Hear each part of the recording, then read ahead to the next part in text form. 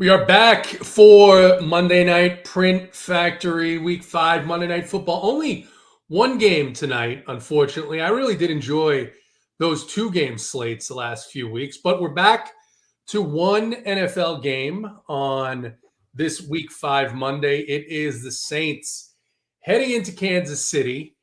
And even though it's a non-divisional game, these are two teams that with pretty good defenses, maybe even teams that we expect to play a little bit more slowly. And as I was talking with JSU before we came on, it's a little bit of a unique showdown because you have a lot of these cheap plays that generally aren't going to be very involved, but could be. Any one of them be involved enough to be on the winners. So there's obviously a lot to talk through. We're going to talk through the plays that we think may be among those cheap guys to separate themselves here on this Monday Night Football game, JSU. We were talking about this a little bit, and by my count, there's 11 guys that are not the stud plays, but are guys that generally aren't involved a lot, except it seems every week one of them seems to spike up. And when I say spike up, not like you would need on a 10-game slate,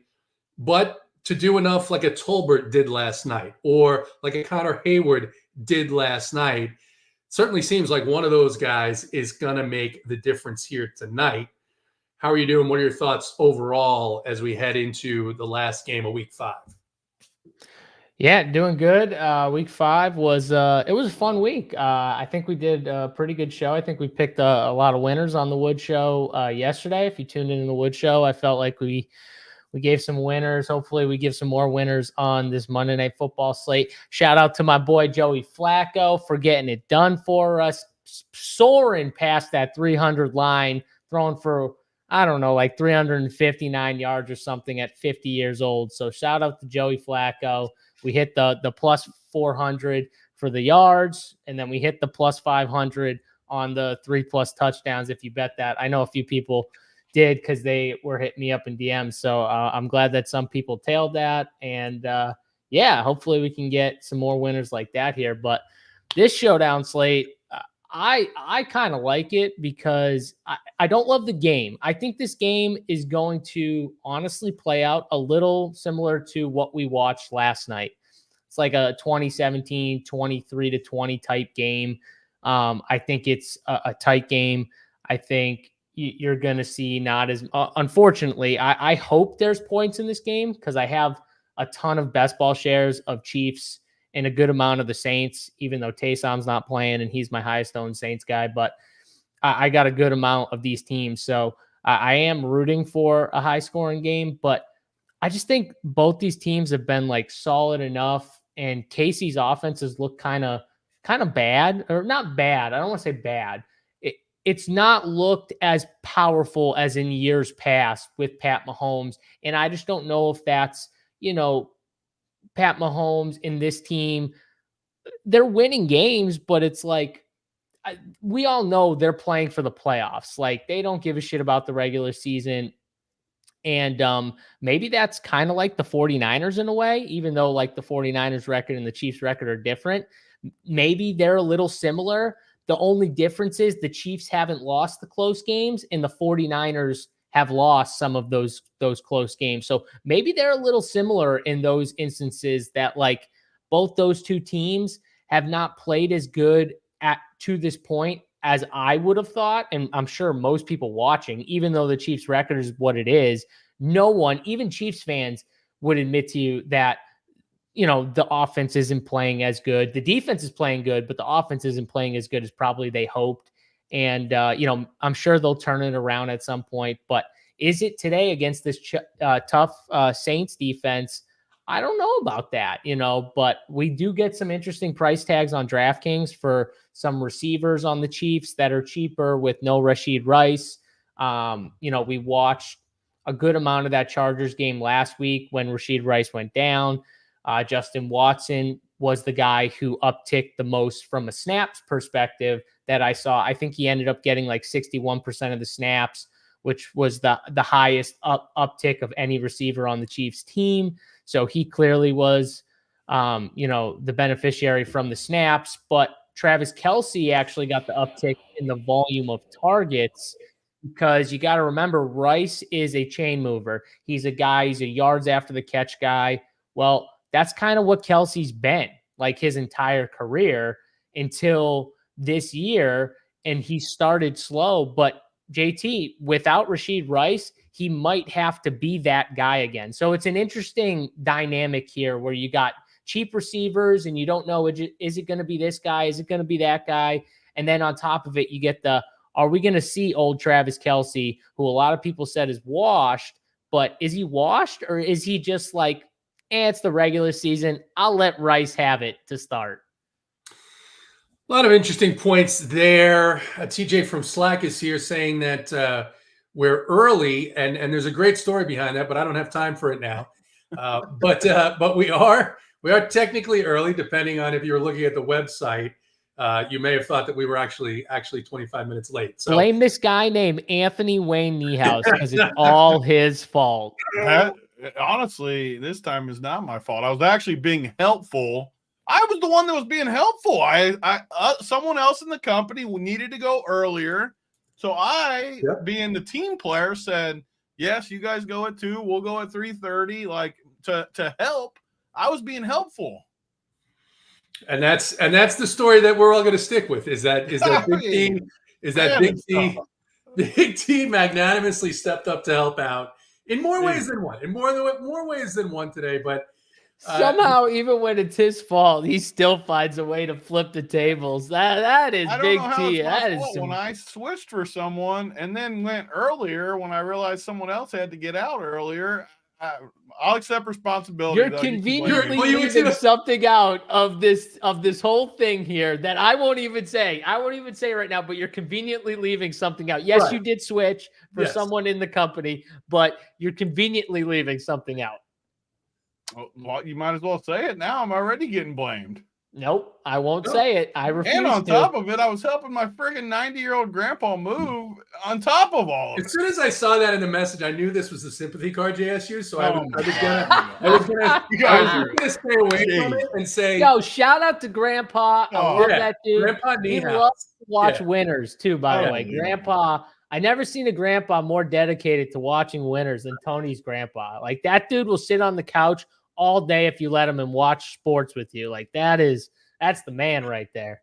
Magnanimous T44. That's exactly what he is. Unbelievable. Expect to see that name change in Discord, but Big T. So this Kansas City Chiefs offense was the Rashid Rice show. The first week, it looked like it was going to be Pacheco and Rice. You had the weapons that you could count on. Kelce was going to maybe get there in the mix. And it looked for the first time in a long time like, hey, we can actually pinpoint who Mahomes is going to target. We can actually pinpoint where a lot of this usage is going to go in the Chiefs offense. Pacheco's out. Rashid Rice goes down. There's a lot of mystery involving what exactly is going on with Rashid Rice. I think that's probably because it's not good news, meaning we won't see him anytime soon. But now we're back to the Kansas City of last year, the Kansas City of 2 years ago, where you have Kelce, you have a bunch of different running backs, and you've got a bunch of these other wide receivers. If you listen to Andy Reid, he seems to believe that Juju Smith-Schuster is going to play a large role here in the coming weeks. But realistically, we're back to the way it was. And then on the Saints side, nothing's really changed. You have a high-usage guy in Kamara. You have a high-usage guy maybe in Chris Olave. And then you have on that side of the ball a whole lot of these other guys that maybe could get involved on a week-to-week basis, which makes it both interesting for Showdown. There may be some edge in Showdown, but also for people that are playing 2, 3, 5 lineups, could be a very frustrating night. Yeah, I mean, I agree with what you guys were saying a lot and what JSU was talking about, where I just was so high on this Chiefs team coming into the year. I admit when I'm sometimes wrong. People don't think I admit when I'm wrong, but I do. I really was high on the Chiefs, and they have got injuries too, which haven't helped. But if I'm being truly honest, even before the injuries, they just weren't what I thought they would be. And it sucks because, man, I'm all my high-stakes leagues. I got Mahomes. I really loved Rashee Rice, who, to be fair, Rashee Rice was going to smash. Yeah. Mahomes wasn't going to smash, but Rashee Rice was for sure. So, and then he gets hurt, which makes it even worse. And now we're back to the Chiefs haters show, where last year we hated them all year because they got no players. And now here we are. I got all the Mahomes, and I gotta find a way to do it with these Chiefs guys. And I just agree with you guys where I want there to be points in this game. I really do tonight. But when you start just thinking about it, it's like both of these teams want to play a pretty slow pace. They both kind of just want to win and do what they have to do to win. So you can't force it. Like, you have to play the game, especially in Showdown, with the script that you think it's going to be. And I just don't see this game turning into a shootout at all. I think it's a game similar to last night in a way, like where it's 24-20 type game, a 20-17, not much scoring. So, I mean, that's how I see it, even though I don't want it to be like that. And then on the other side, I mean, one of the guys that vultures Kamara lost Taysom, like JSU was talking about in the beginning. He was the play of the day last week on the wood, scored twice and then got hurt again. There's no vultures anymore, though. So all of a sudden, it's just the Kamara show. And that's a good thing for Showdown, though. Whenever you get guys that I would consider somewhat locky with their floor and their ceiling together, it makes Showdown a little easier because you can if it's a shootout, he gets there. If it's a close game, he probably gets there. It's just a pretty simple play as far as that. And the Chiefs side, I mean, as we go through these positions, you got a lot. When you're talking about Juju being one of the better plays, I mean, it's tough. You got McCole Hardman, guys. I mean, it's back to last year all over again. You don't know what, even running back. I mean, these guys, do we really know? What if the Saints go up 2 touchdowns? Does that mean Pirine time? I mean, the Chiefs are a very hard team with the current construction to know what they're going to do. And like you said, the Saints likewise, outside of Kamara, I mean, everyone wants Chris Olave to be a thing. They see the talent, but then out of nowhere, Rashid Shaheed gets the 85-yard touchdown bomb, right? That sets the tone. That changes the way that the Saints have approached these games so far this season. Let's start with the numbers. This is our dude, JT, from last week that put that JSU talked about, the 400 and the 600 on the Taysom touchdowns. Yeah. His jersey gets here tomorrow, baby. The there you go. There you go. That guy's a hero. When I saw he put like $500 on Taysom for like 2 touchdowns, I was just like, holy shit, that's someone the that man. likes money. He likes money, baby. That's the man. That is courage. That is courage is what that is. And it paid off for him. It takes heart. It takes courage to win the big bucks. Absolutely. Yeah, I'll tell you, Tony talks about it all the time. That's heart right there. That's what you want. You got to have those stones sometimes if you want to make money. Let them hang. Just let them drop. Let them drop on the table sometimes. All right. Go ahead, JSU.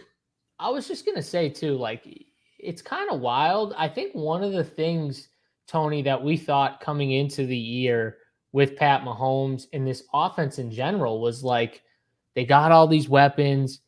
The passing attack's just going to be unbelievable. Like, it's just, you're going to see fireworks, right? Like, you're going to see big plays down the field. And he's just not attempting them. Like, when you look at the numbers just from the 4 weeks, right?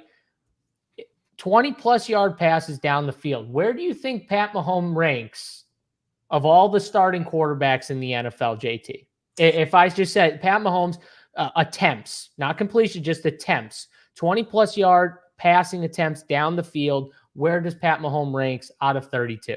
Yeah, I would say not very high. And the reason why is, Rashee Rice, for as good as he is, was really more of a possession receiver. So you're getting those 7 to 15 yards. Kelsey has always been a possession receiver. The deep threat here is Xavier Worthy. Now he's going to get some more opportunity.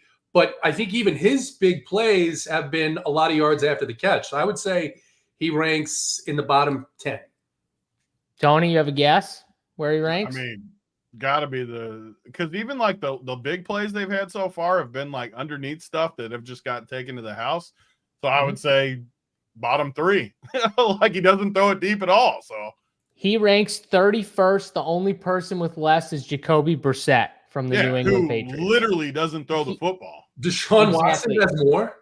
Deshaun Watson. I mean, that's has more attempts. more JT attempts. has more attempts, right? These are I'm surprised by that with what we saw out of Watson yesterday. So, but go on. Yes. Just to compare the first 4 weeks of last season, he ranked 8th in this category, right? He ranks first in passes behind the line of scrimmage, or second this year. So these are things like I kind of get the behind like those type of passes though, because they love those quick passes. That's how Rice eats too, right? Those quick just get the ball in his hands and let him go. They eat with stuff like that. But the deep passes, we're just not seeing it as much. And then, Hollywood Brown got hurt before the season, and now Rice goes down. But I'm just saying, like, I think this was some of what we thought, Tony, was there was just going to be more of just stretching the field. They didn't even really have those field stretchers last year. And look what they were doing the first 4 weeks. They were still at least attempting them. Now they're not even attempting them. Yep. I totally agree. It's frustrating to watch too. And I think I'm just mad because you shouldn't reach in these drafts, like all these best balls and high stakes. You're not supposed to reach for quarterback. And I just truly felt that the Chiefs were going to just air it out all year and crush. And I just had a wrong take. I'll admit it. Like, they won these Super Bowls. Why? Why did I think that? Just because they got players? They're still these teams are they don't have any incentive to do that. Even if they were healthy, they still don't have an incentive to do that. So it was just a bad take, and I'm mad at myself about it. Tyreek Hill, the years with Tyreek Hill, maybe you're just hoping these. And that was pre-Super Bowls though too. Maybe it is the nostalgia. Like, they just don't. When you win 3 Super Bowls, you don't need the regular season. I mean, it's just it was a bad take, and I'm gonna have to live with it all year, and I'm gonna lose money because of it, and I'm not happy with myself. But it is what it is. All right. Here are the numbers. New Orleans at Kansas City. Kansas City favored by 5.5, 43 total. That breaks down to 24.25 points for the Chiefs, 18.75 for the Saints. Guys, if you have questions about the game, about strategy as we're going through this, go ahead, drop them in the chat, and we will get to those. JSU will start quarterback position. Mahomes is $11K on this slate. Derek Carr, 9,600. I guess you could see Mahomes more as a captain possibility based on the fact that the running backs here are, we don't expect that you're going to have a ton of success against New Orleans. Maybe they will. Talked about Saquon Barkley before we came on, having success against the Saints. The game they played against the Falcons, it was Tyler Algier who had some good success, not slate-breaking success, but some success running the football. But I lean more towards, if I'm going to play a captain at quarterback, it's probably going to be Mahomes and not Carr. But even with that, I'm not looking for a ton of him in the captain slot. What about you? Do you differ from that at all? Yeah, I mean, one, these teams are tough because right now, in just giving up straight fantasy points, they both rank in the bottom 5 to this point. I'm pretty sure, or bottom 10, whatever it is. These teams are definitely tough defenses. And JT, me and you were talking about the Saints' run defense, and I'm like, you kind of got to throw the first 2 weeks out because they just jumped on the Cowboys in Carolina, like to the point where the run at that point, when you just jump on a team like that and you're up 21, 28, or like early in the game and stuff, teams just abandon the run because they got to try and just, get back in the game. And, so I kind of throw those games out. So the other 2 weeks are the Saquon week, and then Tyler Algier, I think, averaged like 6 yards a carry against his team. And that was the week that, Bijan got a little less work and Tyler Algier got a little more. So this brings me to my point, though, like one guy that I'm really high on, and I don't really know where the field's at with him. I feel like the field is kind of maybe on him at this point, but I'm not sure. Kareem Hunt, he got 43% of the snaps the first week he played in an NFL game this year, all right, which was last week. 43%. He got 17 different he got 3 targets in the passing game. He got 14 rushing attempts in only 43% of the snaps. I think those snaps go up. I think he's already the clear guy. He just jumped everyone on the depth chart after one game. And I think it's going to mainly be him and P. Ryan that handle that backfield. I think Steele might get a few carries, but I think he's already dropped to maybe third on the depth chart there. So I really think that Kareem Hunt is actually my favorite captain. And I hate to just jump all the way down, but it's kind of my point of everyone who plays a stud in the captain are going to try and make these cheap guys work. And as opposed to guessing on 2 cheap guys or 1 to 2 cheap guys, I want to try and minimize the guesswork. So if I can get 0 to 1 on a lot of my teams, then I'm minimizing the guesswork. I can kind of spread the cheap guys around a little bit, but I don't need like too many of them on my teams because I don't see a bunch of them getting there, right? So, and we'll talk about the cheap guys in a sec, but getting me that mid-tier captain and a guy I think has upside to get more work, more snaps, more opportunities. That's a guy I'm interested in, especially if the Chiefs, or what I think the Chiefs are going to do, which is without Rice. I think they're just going to run the football even more, right, and make it a little easier, slow the game down, which is what the Saints want to do, which is why I like the under in this game too. But yeah, I really like Kareem Hunt here. I think he has a chance to get 20 touches in this game. And I think 20 touches at that mid-tier price tag is really interesting. The other guys at the top for me, the only other one at the captain that I would consider actually is probably Travis Kelce. And granted, I don't play a ton of captains. I'm a lot tighter with my captain pool than probably most people that come on and do shows and stuff, and tout will talk through it. But, for me, I like a tighter captain pool. If I pick 2 to 3 captains, I can really get a decent amount of, exposure to them and then get a good mix of players around them. That's what I want to do. So, it's different than what most players do. Most players, want to get a bunch of different captains, and I'm just not, I don't play that way. So, for me, Travis Kelce would be the only other guy I would consider up there just because Rashid Rice's role of getting targeted, 10 plus times. I don't think that goes to Xavier Worthy. I don't see him as that type of possession receiver. I see him as, a shot receiver where you're just like taking shots down the field with him. But the volume, I don't think he can handle that type of volume. Travis Kelce can definitely handle that type of volume. So he'd be the only stud. I know people are going to play Kamara in the top spot. I'm not going to do it just because this Chiefs defense is very good. I think he's going to be on the winner. I just don't think he's going to be in the captain on the winner. So are you going to fade Kamara at the captain spot completely? He's currently looking like the highest owned captain right now. Yeah, completely. He's going to be the highest owned. And I hate playing the highest owned like on these slates. Like play running backs, these stud running backs when they're not going to be owned. Like the Derrick Henry play back in the showdown last week where Wiley shipped. I think there was a Saquon Barkley one where he was kind of like middle and captain and he did really well. That, I don't like playing these stud running backs in the captain spot when they're just going to be the clear guy that everyone's flocking to, even though Alvin Kamara has been the best maybe fantasy option this year pretty much in the NFL. I'm going to take the chance and say the Chiefs defense can at least limit him. BT, if the Chiefs defense does hone in on one player, you have to believe it's going to be Kamara, right? Because again, Shaheed is a deep threat. Olave more of a possession guy, but can get down the field. And they've been good at defending the pass. They've been good at defending the long pass. Your thoughts at the captain spot? It looks like Kamara is going to be the highest owned, and then either Kelce or Mahomes.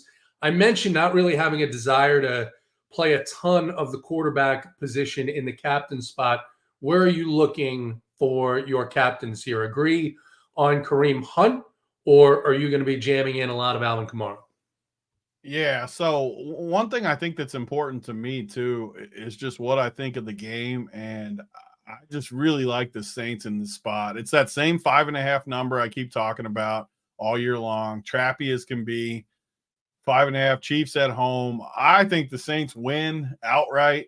So I need a Saints captain in that scenario, which isn't that hard, let's be honest, for me to sell myself on, because I mean, Xavier Worthy's a guy I would like, but I mean, he's 9K.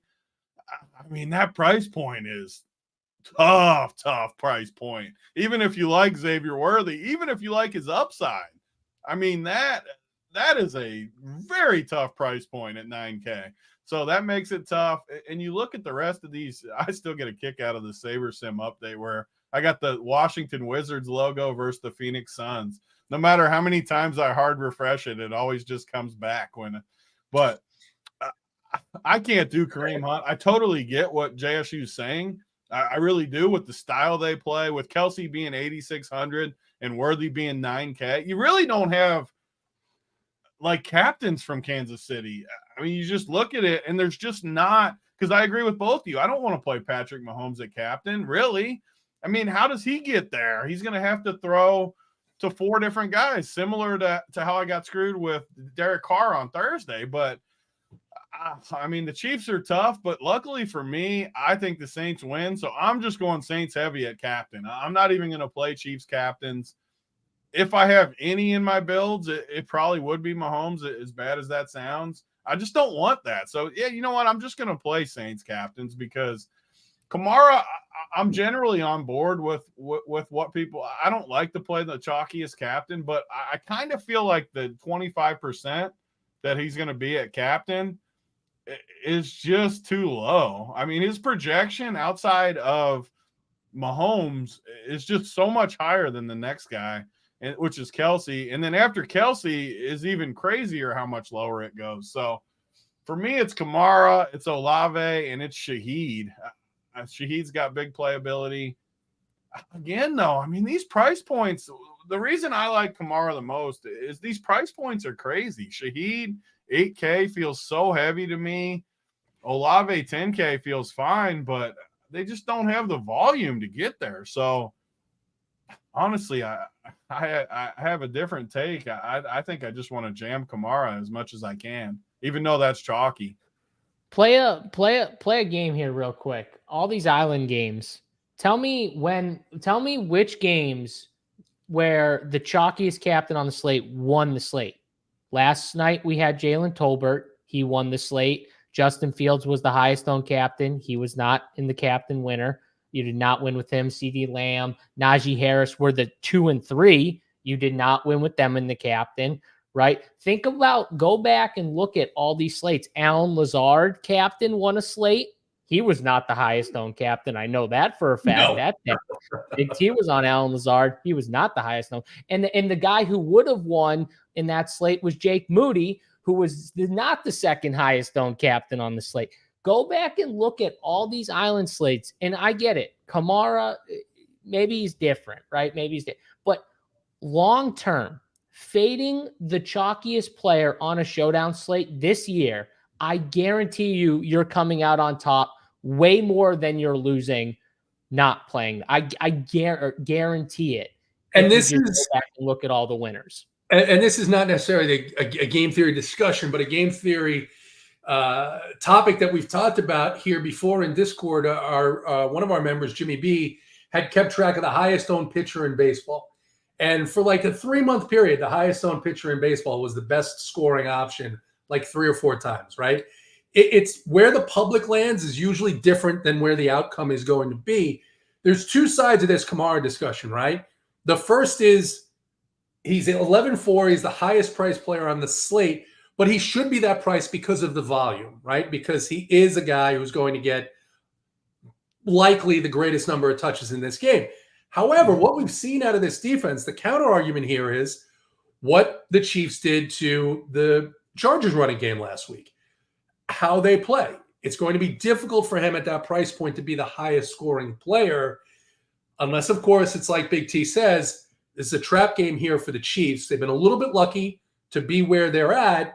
If this game is all Saints, then I think you probably either want Kamara or Derek Carr as the captain, because none of these receivers, right, Big T, are going to have the ability to just have that separation in terms of volume. That's why you're playing these quarterbacks in the captain if you're playing them at all.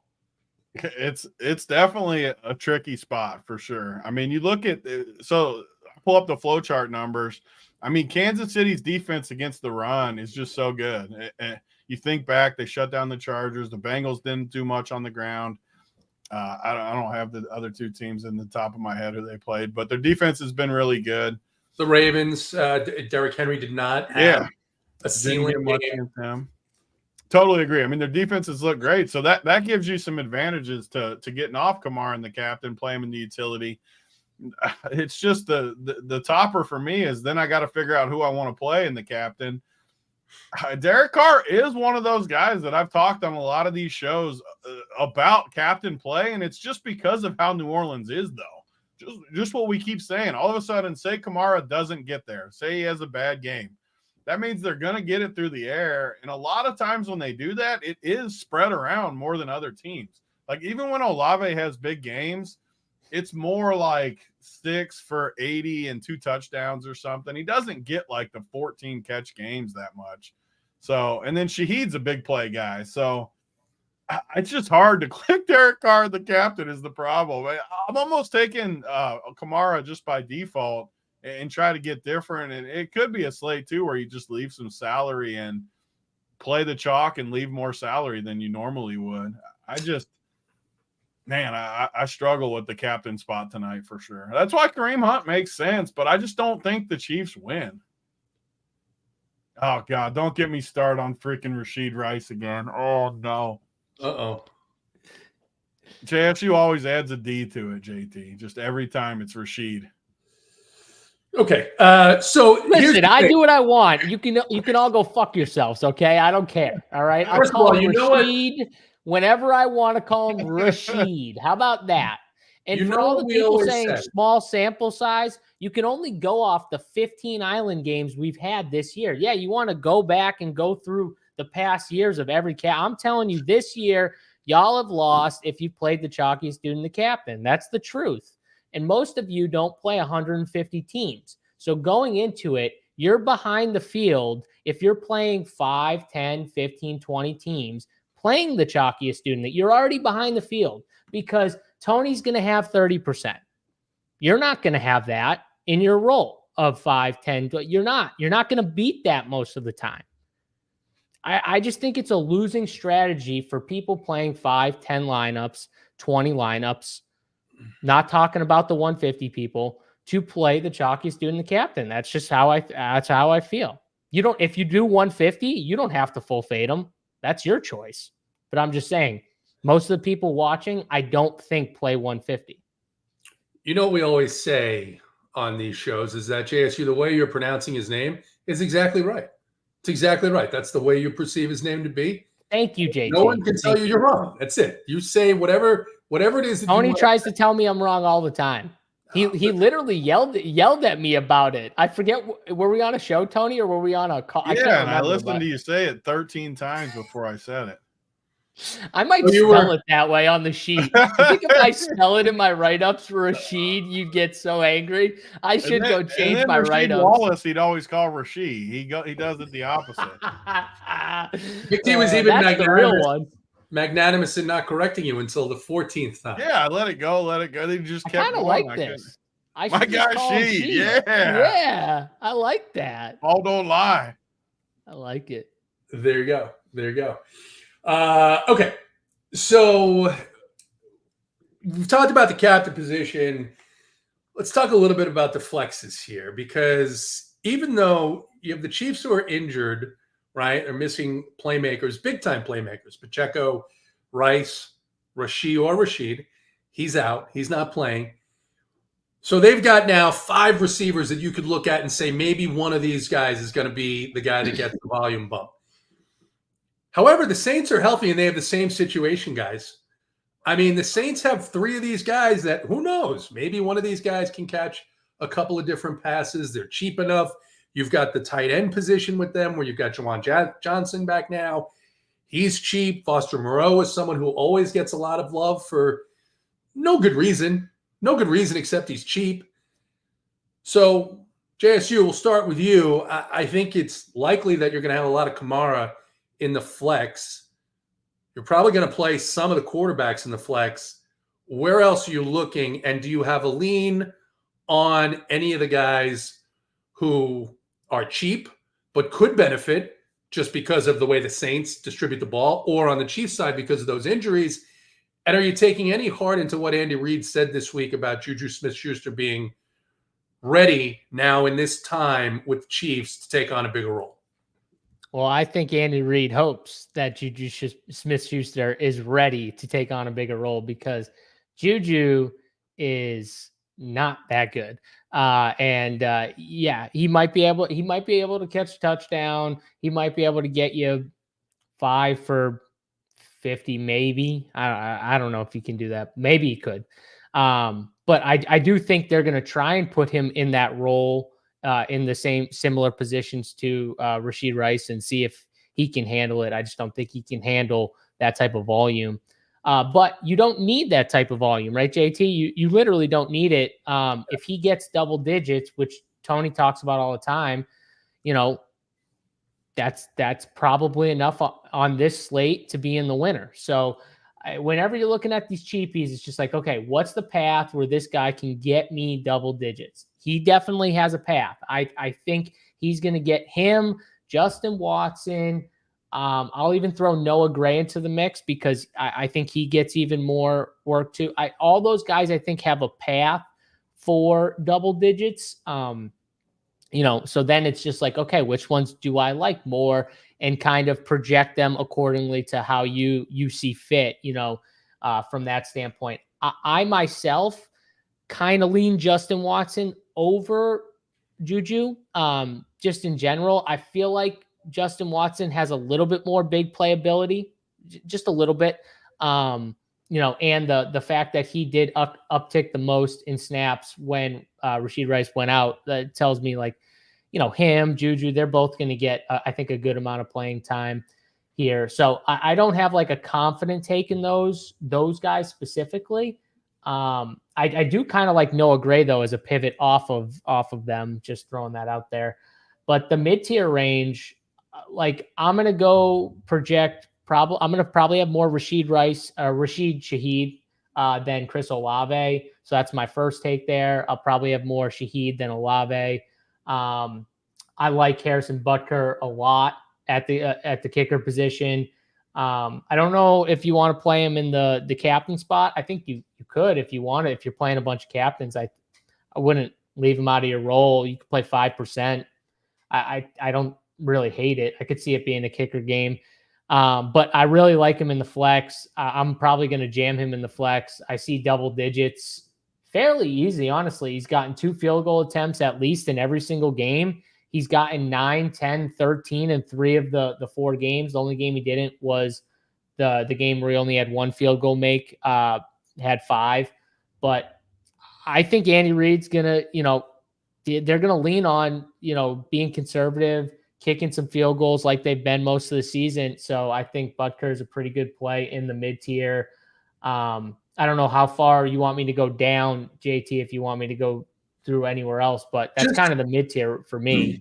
Yeah, just looking at the ones that you have somewhat of a lean on, it sounds like you're Watson over Juju. Of course, Juju was in the winner a couple of weeks ago on a primetime game, had 1 touchdown. I think he only had 1 or 2 targets, but 1 catch, the touchdown. That was enough to get him in that game. Then 0 targets last week, Tony. And it's kind of a mess here on their side. You may be interested in Noah Gray. Kind of a spike game for him last week. Is that going to be consistent? It probably isn't. However, he is one of the guys with talent that they trust. And I think that becomes a big thing of who of these guys do they trust? And when I say them, I mean Mahomes, I mean Andy Reid. That's why I think it sets up good for Kelsey one way or the other. Everyone else, I think it's kind of a little bit of a risk. It's kind of a little bit of a dart throw here to see who's the guy that can get open, who's the guy that's going to get the volume. But then you go back to your point where you think this is a Saints victory and a low-scoring game. Is there going to be enough volume for these guys to get into the optimal lineup? What are your thoughts here on the flex position, and who are you looking at in particular? You have any stands? You're on mute. Oh my God, you're on mute. I haven't done that in like a really long time too. I was surprised. Yeah, it's been a while. You guys got me rattled today. You were coming after me at the beginning about the time. I'm off my game here. I'm rattled. I mean, you guys attacked me for my shirt last time.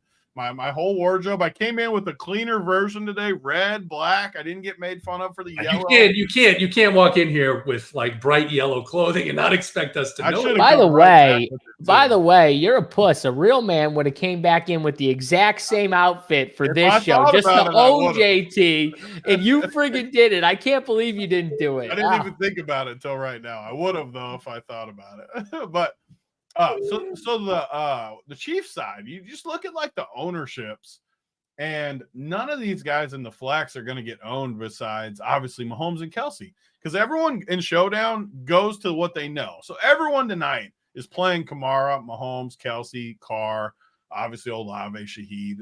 All those guys are getting a majority of the ownership. The rest of the Chiefs are such a guessing game. I mean, Xavier Worthy at 9K can't be higher than 20 to 25% overall. So like you're getting him low owned. You're getting Justin Watson low owned. You're getting Juju low owned for what you're considering. And you're getting all this to happen because you just don't know what they're going to do. No one truly knows who's going to get this stuff. But that also opens the door for takes like JSU had about Kareem Hunt and stuff like that, where if you take a chance on some of these guys and just go crazy overweight on them, I think that's how you gain an edge. And I'm on the Noah Gray side. I think it's through Kelsey, through Noah Gray. I just think Noah Gray's pretty talented, and his price point works good with what I want tonight at 2,600. Juju's 2,800. They have a very similar projection no matter where you look. I think Juju's just more of like a common name that like casual people are going to click in their hand builds and stuff. Not as many know who Noah Gray is. And let's face it, like when you get to the end and you look how much salary you got, he's 200 more than Noah Gray too. So it'll just get clicked a little bit before it. But I like Noah Gray and even Justin Watson, just because I've seen it from Justin Watson, even though I think he's terrible. He's just, last year they went to him a lot. And I mean, man, the games that Mahomes keeps winning with these dust buckets, how is he favored by 5.5 tonight when the Chiefs have a much worse roster on? Like all these guys aren't as good as the Saints guys. It's just, it feels like a gift to get the Saints, but then the Chiefs always win these games. So I'm sure they'll find a way to win like always. But my stands, I would love to like come on here and say to take Xavier Worthy. And I just feel like that price is he's got to score twice at 9K because he's not going to get volume. He's gonna, even if he houses one, like a 70-yarder might get him there. But like if he doesn't, I just don't see it at 9K. I mean, he's more expensive than Travis Kelce, and Travis Kelce has stunk this year. But that was also when they had a lot of more of the weapons in Rasheed, like JSU was talking about, where Rasheed was getting a lot of the over the middle stuff. Kelce's going to be back in that role now, to where I think Kelsey's a really good flex play too, where you just get like the 16 fantasy points and you move on. But to polish your question, for sure, it's Justin Watson and Noah Gray for me at those price points. And I even think you could captain one of them just because captain's so unknown tonight. I wouldn't be stunned if either one of those guys scored twice. I could see it. I don't think it's like crazy likely, but I could see them scoring twice and being the winner. Could go a lot of different directions with all the variables here for both of these teams. That's what makes it, as we were saying earlier, makes it intriguing, but also could be very frustrating if you're making just a handful of lineups. JSU, final thoughts, your biggest stand. How do you see this game playing out? Obviously, your cores as well as the player pool for Big T are going to be up on the site closer to lock. The guys will be in Discord talking about this game, especially once inactives come out. A couple of people have asked if St. Brown is going to be active. We will know that probably around 7 o'clock tonight. Not sure that makes all that much difference for me personally, but JSU, maybe biggest stand here. Thoughts on how this game plays out? Yeah, the Saints guys too. I didn't really talk about like the Saints cheapies, but like I definitely like Juwan Johnson. He's 2,200. It's a good matchup. Chiefs play a lot of that too high safety. They're like top, I think like 2 or 3 of teams playing that too high safety look, and tight ends, and not great tight ends either, have just had big games against the Chiefs this year. So the only tight ends that didn't was the Chargers, and the Chargers really don't have any established tight ends. And Justin Herbert was banged up in that game. And that game was just weird anyway. That was the only game. I think every other game, the tight ends either had a big play or had like a big game in general. So, I mean, Kyle Pitts should have had a touchdown. He had a monster play against them and just missed scoring. But yeah, so I definitely like Juwan Johnson here. Foster Moreau, JT brought it up, why people like him.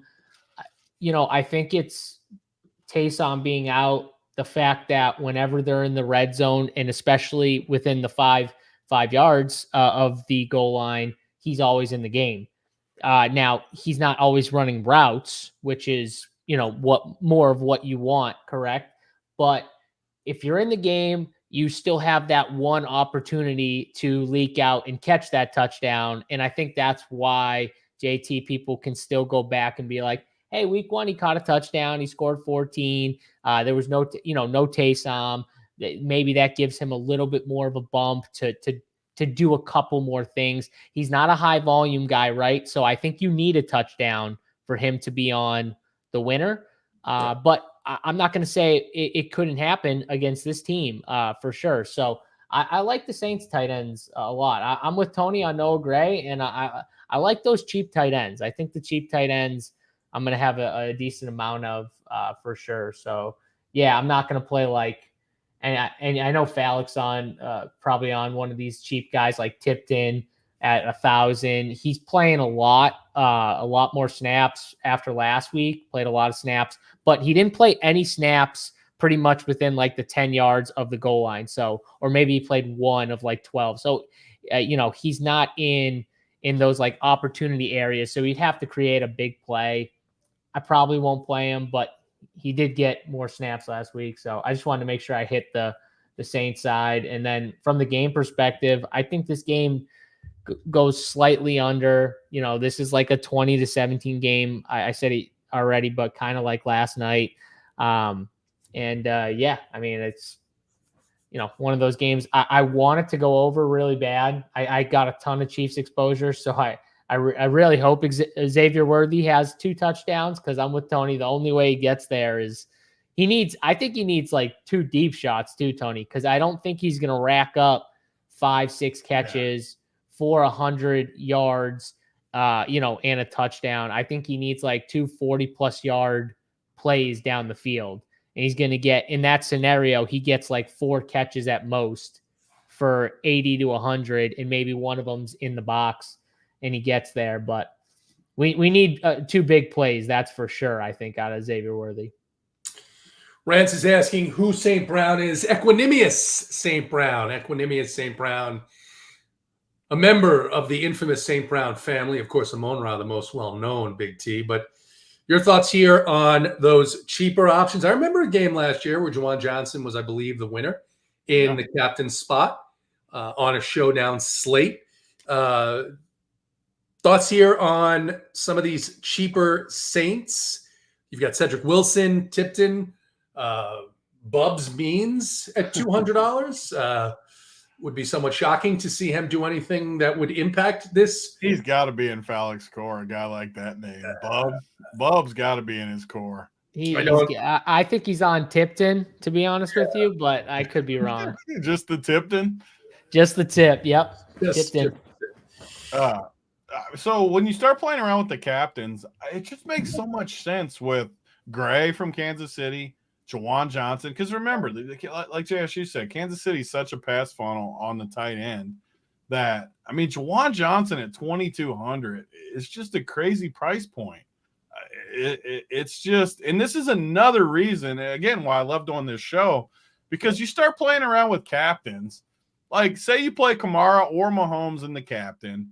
You can play Kelsey so Kelsey on the Chiefs side, because he's clearly the one, and then Shaheed or Olave, either one. That's 4 of your guys. And then it's so easy to fit hey, Juwan Johnson, Foster Moreau, Noah Gray.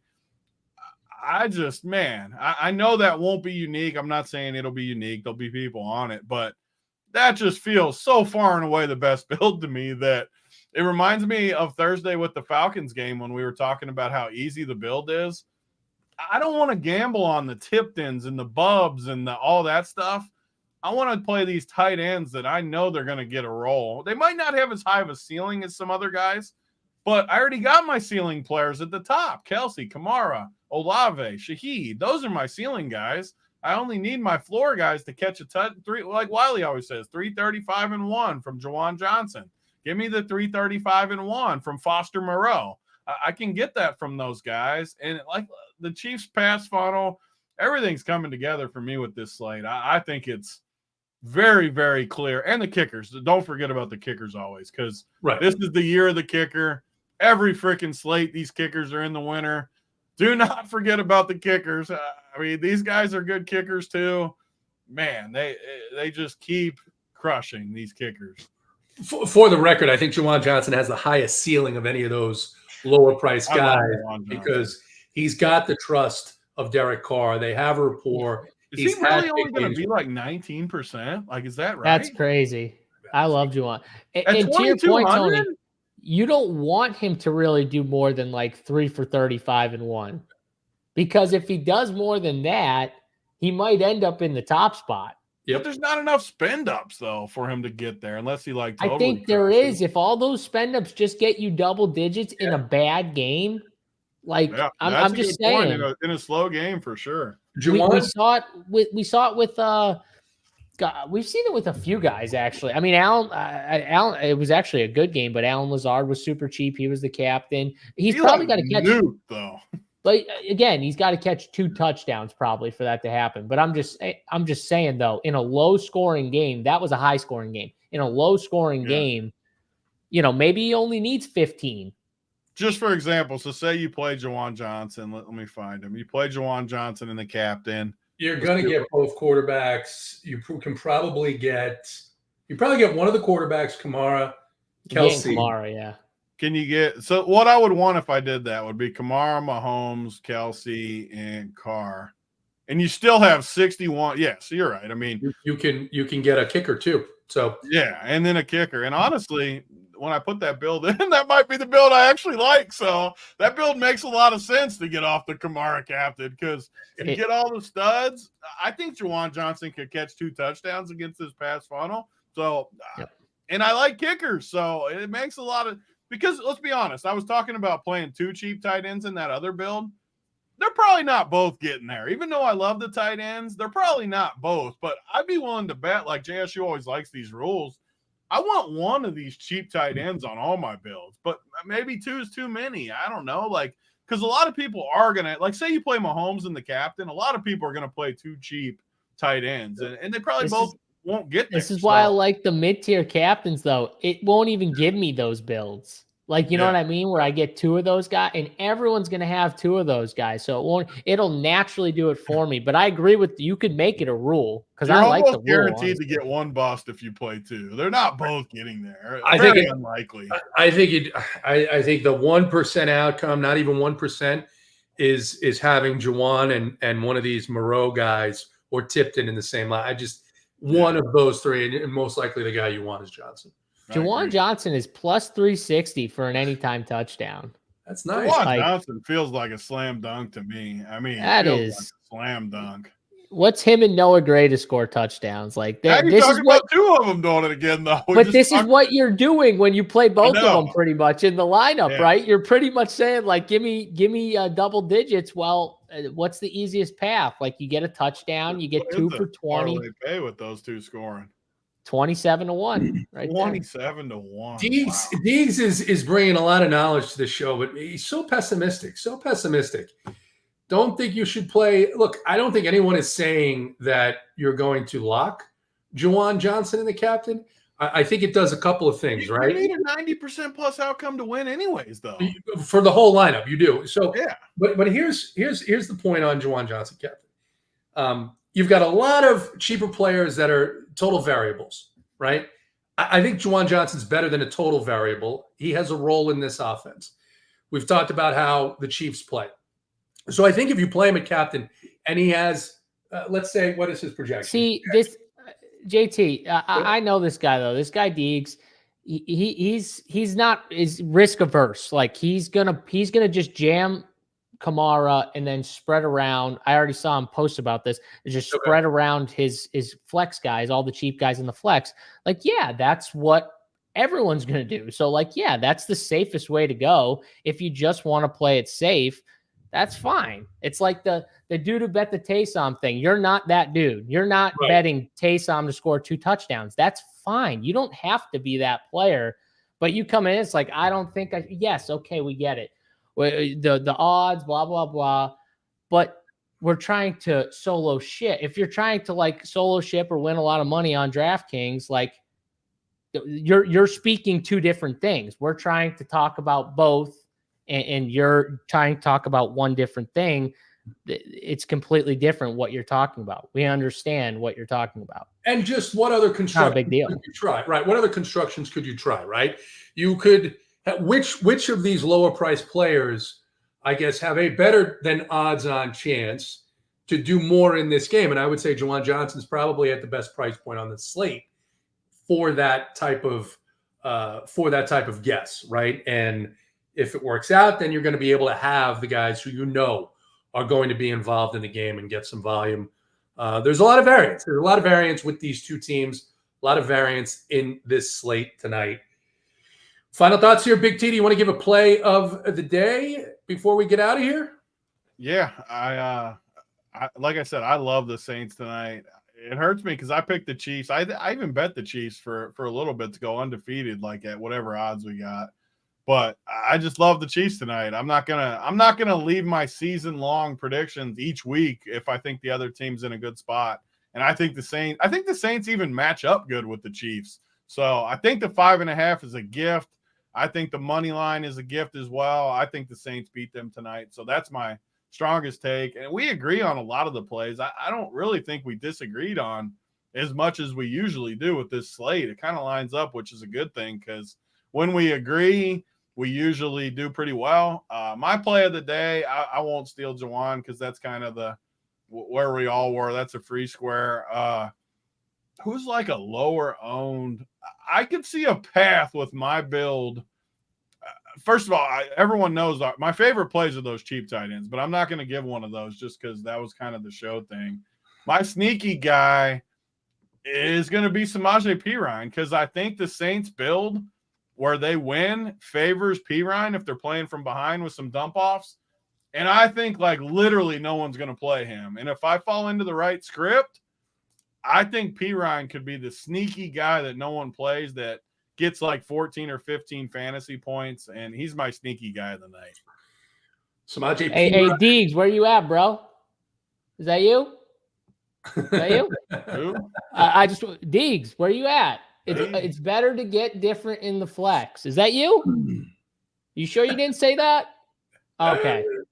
I love how people just literally forget what they said like 20 minutes ago. I had to go back and find it, but I found it. Yeah, exactly. I will tell you too. Receipts, baby. I got receipts. You want to talk? It's fine to talk shit, but you better be able to handle it, buddy. I will tell you this too. I got some breaking news here. That's not it.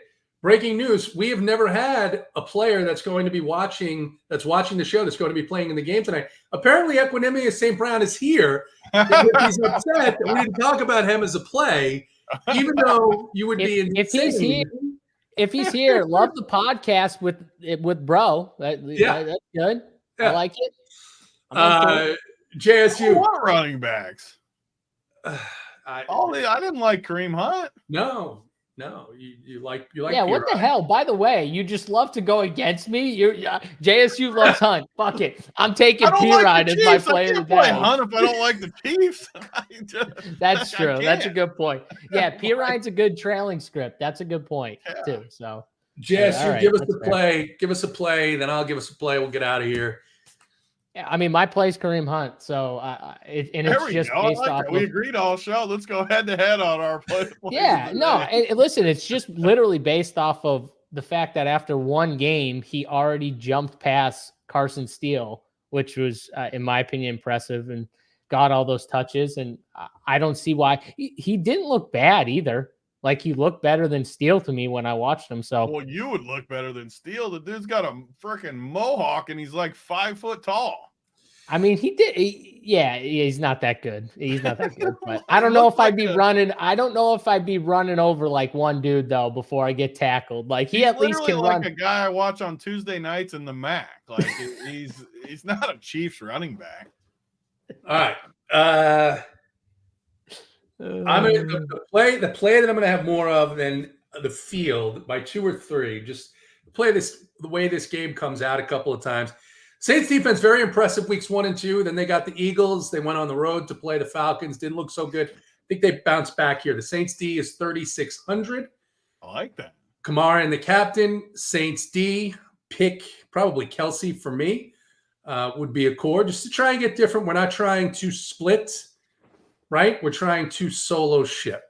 But the guys will be in Discord. The cores will be up later on this afternoon, this evening. It's always fun doing the show with you guys. For JSU, for Big T, everyone watching out there, good luck in those contests tonight.